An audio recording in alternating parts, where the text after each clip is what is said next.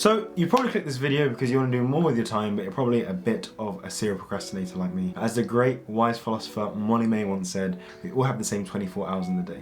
But are you really making the most out of yours? Probably not. So I'm going to talk about a super simple rule that I live by that's allowed me to be way more productive and do a lot more. And if you don't know who I am, I'm Faris, I'm a 4th year dental student in London, and without wasting any more time, let's drill right into this. I basically swear by this one rule or principle known as the Pareto Principle or the 80-20 rule. It basically dictates that 80% of your results come from 20% of your efforts. So for example, 80% of a company's profits come from their top 20% of items, or how 80% of your results come from your 20% of best revision tactics. Now you might be a bit confused because you must be thinking, surely if you work more and do more work, you'll achieve a lot more as well. But just because you're more busy, it doesn't mean that you're being more productive. The principle forces you to find the topics and the tasks that give you the most high yield, and as a result, it kind of makes you have to work less and achieve more. Now, this doesn't mean that you just completely stop doing any work, but it just means that you make the work that you do a lot more efficient and more time productive. Again, you still might not be convinced that Pareto is actually real or prevalent, so I'll give some real world examples. For example, how the top 20% of earners in the world actually control 80% of the world's income, or how 80% of Microsoft's crashes with their systems and their softwares come from 20% of their bugs. Now I want to make it really clear this is a common pattern. It's not always 80-20, it can be as little as 60-40 or 99-1,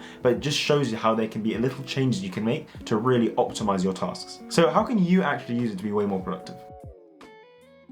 Firstly, you need to identify what tasks and activities are providing the most value to you. If you want to score well on your exams, you need to identify the most commonly tested topics, basically the one your professors talk the most about. Find which study techniques take the least amount of time but give you the best understanding. Bear in mind you get tested on a year's worth of content only in a few hours, so don't waste your time sweating the small stuff. Similarly, let's say you want to apply this principle to your life in general. Start off by identifying what you're trying to optimize. Let's say you want to start procrastinating less, which is a big task. To apply this principle, you need to identify what tasks are wasting the most time and eliminate those first. You can do this by taking note of how much time is wasted when you're doing these distracting tasks, and I put a useful link below whereby you can use a Pareto chart. I've also struggled in the past when I've been distracted when I try to do work. I realized I was wasting so much time watching random TikTok videos in my study breaks. So I made the active effort to just put my phone outside my room anytime I start studying to eliminate that distraction. This doesn't mean that I no longer have study breaks, but because I've identified the most high yield problem, I'm able to eliminate it and make sure that I don't waste as much time. Of course, in the optimal world, you get rid of every single distraction, but the idea is you have to start somewhere, and it's really important to start with the most high yield things first.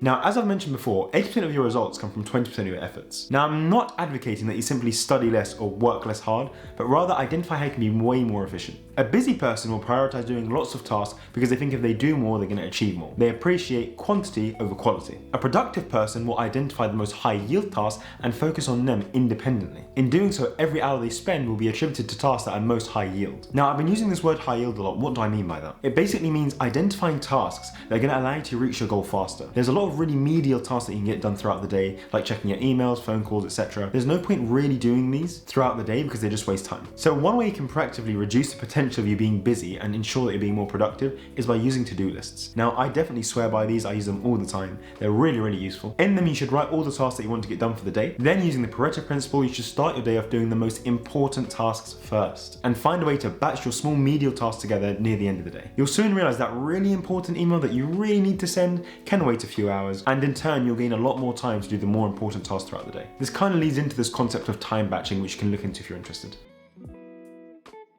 And finally, this is the most important tip and the best way for you to apply the principle. You need to have an idea of what you really want to achieve in your life. Now, I know this sounds very deterministic and really over the top, but it really does help you to align yourself with your goals. Sit down and ask yourself, if I could be in the perfect world, where would I be right now in my career and in my life? Then sit down and write every experience you'd need to have, every quality you'd need for you to theoretically be in that position. And finally, spend 20 minutes listing the top qualities you need to have in order to lead you one step closer to your vision. These will be your goals. In doing so, it allows you to be way more decisive in identifying what's truly important. I struggled for a long time trying to identify how to achieve my goals and be a bit more productive, and it isn't all about just working 10 hours a day, but having clear goals that you want to achieve. Writing things down and having written goals and targets that you need to reach makes it way easier to achieve what you want to achieve. It makes it a lot more tangible. If your dream is to be a CEO, it's a bit silly to just say, oh, I want to be a CEO. You need to identify what you need to have, what qualities you need to actually reach that goal. How are you going to develop your leadership skills, your critical thinking skills, your teamwork, communication? Once you start thinking carefully about these things, you can carefully craft a plan which allows you to reach your goals. Now, throughout all of what I've just said, I'm sure you're probably thinking, what's he talking about? How does this link to Pareto Principle? But the Pareto Principle is excellent in allowing you to concisely narrow down the most important tasks. There may be 1,000 steps in your journey, but you need to focus on the steps that are most important first